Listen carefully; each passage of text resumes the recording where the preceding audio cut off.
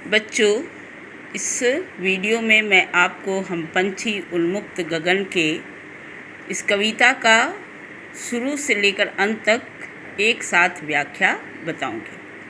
आपको करना क्या है, सबसे पहले कविता का हेडिंग लिखना है, कवि का नाम लिखना है, फिर भूमिका लिखना है और इसको कॉपी कर लेना है। फिर व्याख्या लिख करके आप एक साथ पूरी व्याख्या लिख सकती हैं या फिर दो पैराग्राफ का एक साथ एक पैराग्राफ में बनाकर लिख सकती हैं। तो आपकी जैसी इच्छा है आप उसे लिख लीजिएगा। व्याख्या के अंतर्गत आपको लिखना है कि इस कविता में पिंजरे में बंद एक पक्षी के मनोभावों को कवि ने व्यक्त किया है। एक पक्षी जो सोने के पिंजरे में कैद है, वह कह रहा है कि हम खुले आसमान में रहने वाले पक्षी हैं और अगर हमें पिंजरे में बंद कर दिया जाएगा तो हम प्रसन्नता के साथ चहचहा नहीं पाएंगे, मधुर गीत नहीं गा पाएंगे, बल्कि सोने के पिंजरे की जो सोने की सलाखें हैं उनसे टकराकर हमारे पंख टूट जाएंगे।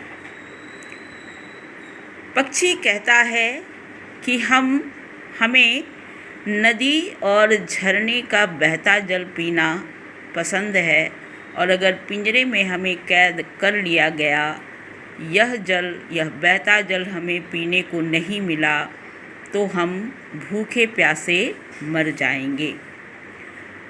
आगे पिंजरे में कैद पक्षी यह कह रहा है कि सोने के पिंजरे में कैद करके सोने की कटोरी में अगर हमें अच्छे अच्छे खाद्य पदार्थ या अच्छी अच्छी खाने की चीज़ें मिलेंगी तो हमें वह नहीं चाहिए। हम तो आज़ादी से उड़ते हुए आज़ाद रहकर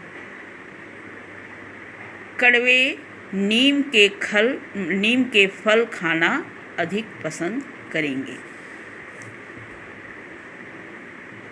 आगे पक्षी यह कह रहा है कि सोने के पिंजरे में सोने की जंजीर से बांध देने पर हम अपनी गति उड़ान सब भूल जाएंगे और पेड़ की ऊंची चोटी पर झूला झूलना हमारे लिए बस सपना बनकर रह जाएगा।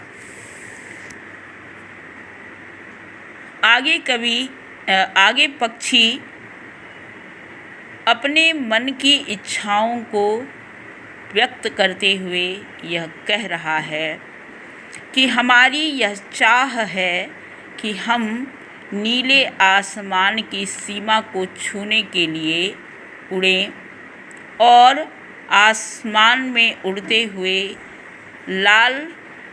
अपने लाल किरण सी चोंच से आकाश के तारों को अनार के दानों की तरह चुग जाएं।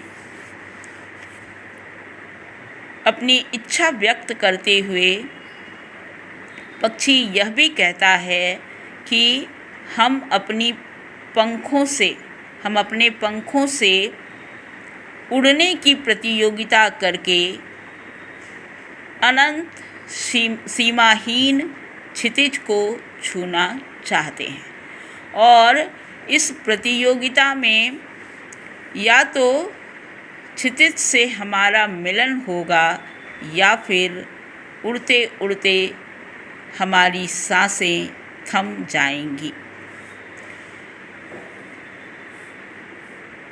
यहाँ पक्षी तेज उड़ने, खुलकर उड़ने की चाह व्यक्त कर रहा है। अंतिम अनुच्छेद में पक्षी यह कह रहा है कि हमें आप घोंसला बनाने के लिए पेड़ की टहनी मत दो, पेड़ की डालियाँ मत दो। हमारा जो घोंसला है, हमारा जो आश्रय है, उसे नष्ट कर दो। लेकिन यदि हमें पंख मिले हैं, ईश्वर ने हमें पंख दिए हैं, तो हमारी उड़ान की चाह में, उड़ान की इच्छा में किसी तरह की बाधा मत डालो। अर्थात हमें स्वतंत्र होकर रहने दो, स्वतंत्र होकर उड़ने दो, हमें तुम कभी पिंजरे में कैद मत करो। तो इस कविता से यह बात स्पष्ट हो रही है कि पक्षी भी स्वतंत्र रहना चाहते हैं, अतः पक्षियों को हमें कभी भी कैद करके नहीं रखना चाहिए। तो यहाँ पर आपकी कविता की सारी व्याख्या मैंने एक साथ बताई है।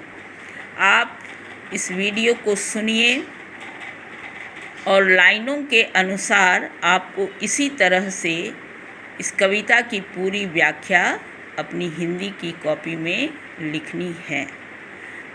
इससे पहले जो 3 वीडियो आपको मिले हैं, उन्हें अगर आप सुनिएगा तो कविता की लाइनें आपको बहुत अच्छी तरह से समझ में आएंगी।